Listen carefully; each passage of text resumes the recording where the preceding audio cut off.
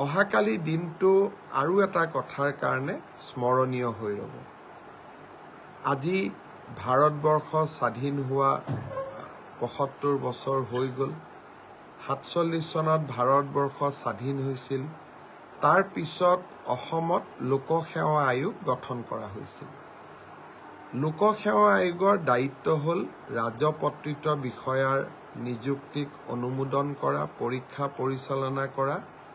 বিশেষকৈ তেওঁলোকৰ এটা ডাঙৰ দায়িত্ব হ'ল যে আছাম চিভিল চাৰ্ভিচেছ, যাৰ জৰিয়তে নেকি ACS, APS এই বিষয়াসকলক নিযুক্তি দিয়া হয়, তেওঁলোকৰ নিযুক্তিৰ পৰীক্ষা পৰিচালনা কৰা হয়।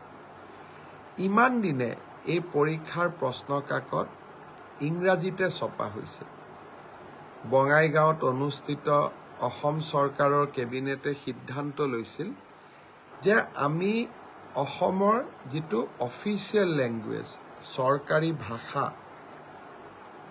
যাক আমি ৰাজ্যৰ সকলো কাম কাজতে ব্যৱহাৰ কৰোঁ, সেই ভাষাটো হ'ল অসমীয়া।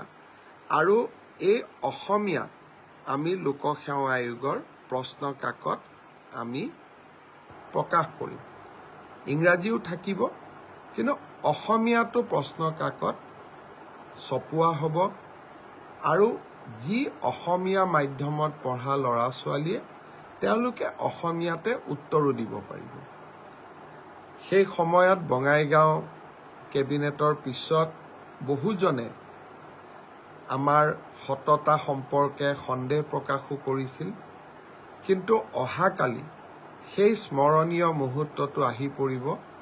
লোকসেৱা আয়োগৰ কম্পিটিটিভ পৰীক্ষাৰ মেইনছ এক্সামিনেশ্যন কালিৰ পৰা আৰম্ভ হ'ব। আৰু প্ৰথমবাৰৰ বাবে আমাৰ ৰাজ্যত অসমীয়াতে প্ৰশ্ন কাকত ছপোৱা হ'ব।